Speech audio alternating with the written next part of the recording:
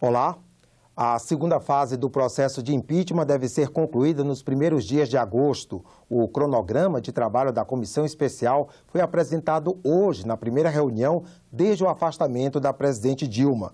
Mas um pedido de vista coletivo adiou a votação para a quinta-feira da semana que vem. De acordo com o plano de trabalho proposto pelo relator, senador Antônio Anastasia, a comissão recebe em 1º de junho a defesa prévia da presidente Dilma. Entre os dias 6 e 17 serão feitas oitivas de testemunhas e a anexação de documentos. No dia 20 está previsto o interrogatório da presidente afastada. Entre os dias 25 e 27 de julho deve ser feita a discussão e votação do relatório na comissão. E a discussão e a votação do parecer em plenário estão previstas para serem feitas entre 28 de julho e 2 de agosto. Os senadores que apoiam a presidente Dilma questionaram os prazos apresentados. A proposta simplesmente encurtaria o que a própria legislação prevê, que é o prazo de 180 dias, e essa proposta aqui apresentada encurtaria para 90 dias, senhor presidente. É um prazo de até 180 dias. Na realidade, o processo, é bom lembrar, nem tem prazo. 180 dias é o prazo constitucional do afastamento. Em tese, o processo poderia até nem concluir em 180 dias, voltar e depois ser concluído. Então, quer dizer, é um prazo de afastamento e não um prazo processual.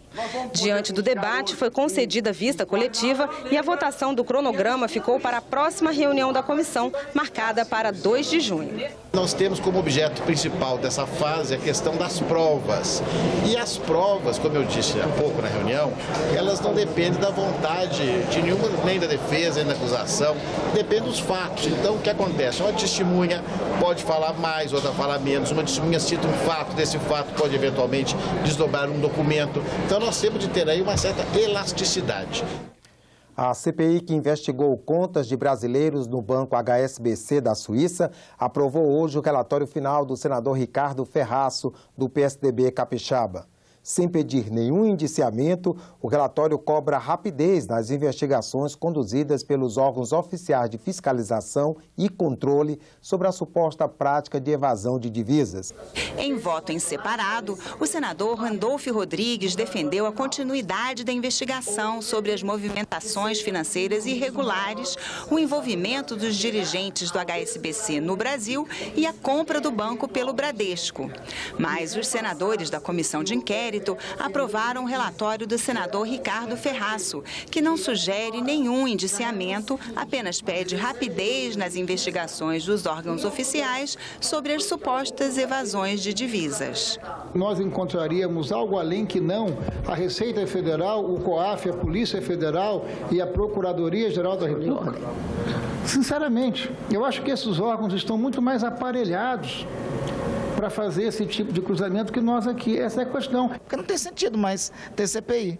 Se não existisse comissões parlamentares de inquérito com poderes de investigação próprio de autoridades policiais, então não precisa. Nós existimos para fazer trabalho de complemento e de colaboração com Polícia Federal e PGR. A pergunta nessa investigação, o que nós fizemos em colaboração com esses órgãos? Mudar a legislação para evitar desastres como o de Mariana. É o que propõe o senador Ricardo Ferraço, relator da Comissão Temporária da Política Nacional de Segurança de Barragens. O relatório foi apresentado hoje, mas não chegou a ser votado. Foi concedido mais tempo até a próxima reunião para os senadores examinarem o documento. O relatório tem 146 páginas. Dedica capítulo especial ao desastre da barragem de Mariana, em novembro passado, apontando causas e consequências. Ele também faz um exame da legislação atual e propõe recomendações a instituições participantes da Política Nacional de Segurança de Barragens e aperfeiçoamento da legislação. Entre as sugestões, a de impor a responsabilidade civil objetiva, ampliar o conjunto de obrigações dos responsáveis pelas barragens, desde a construção à manutenção, e criar o Fórum Brasileiro de Segurança de Barragens.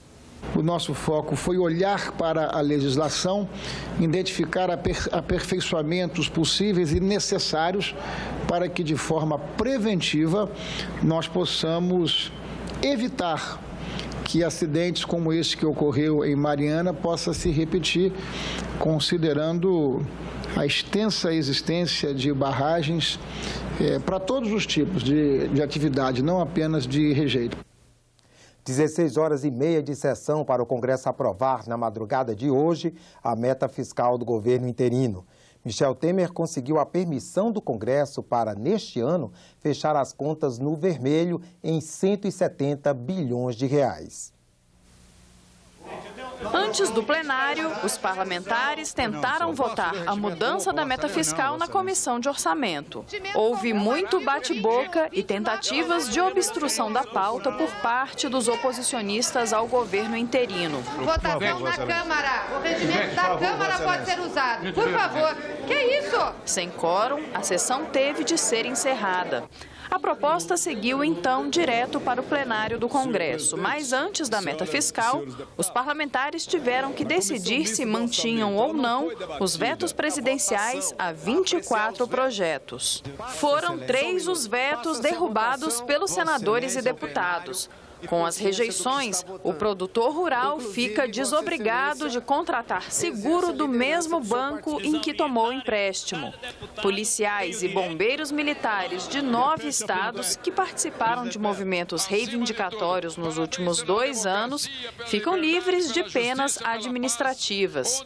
E 20% do valor arrecadado com a venda de imóveis da União serão repassados para os municípios onde ficam as propriedades. Depois de mais de 13 horas, os congressistas ainda tinham que votar a mudança da meta fiscal, com a promessa de mais obstrução por parte dos oposicionistas. O arroxo social não é considerado pelo PSOL natural e exatamente por esse motivo o PSOL está em obstrução. A meta original de resultado primário previa um superávit de 24 bilhões de reais. Em março, o governo de Dilma Rousseff enviou uma proposta de alteração para cerca de 96 bilhões de reais negativos, que não chegou a ser votada. A mudança encaminhada pela equipe de Temer é de um déficit ainda maior, 170 bilhões. É praticamente o mesmo projeto que foi apresentado anteriormente. A única coisa que mexe só é na meta fiscal. Esse número para chegar a 170 é muito justo e o próprio Nelson Barbosa, ex-ministro da presidência Dilma, que eu conversei com ele, entendeu que também era justo esse número. A discussão sobre o tamanho do rombo no orçamento avançou pela madrugada. Esse espaço fiscal que nós estamos colocando é um espaço equilibrado que leva em conta, inclusive, algo que é prioridade para a maioria dos parlamentares que aqui estão, que é a renegociação das dívidas dos estados e das cidades. O que está sendo proposto aqui é um cheque em branco para que o governo possa remanejar recursos de umas rubricas para outras, gastar no que ele quiser e, no final, dizer que a meta foi cumprida. Os oposicionistas não conseguiram derrubar a sessão. O quórum foi mantido e às 3h55 da manhã o projeto foi aprovado. Aprovada a matéria, vai à sessão. Com isso, o governo de Michel Temer fica autorizado pelo Congresso a estourar o orçamento em 170 bilhões e 500 milhões de reais neste ano. Farol baixo durante o dia em rodovias vai ser obrigatório.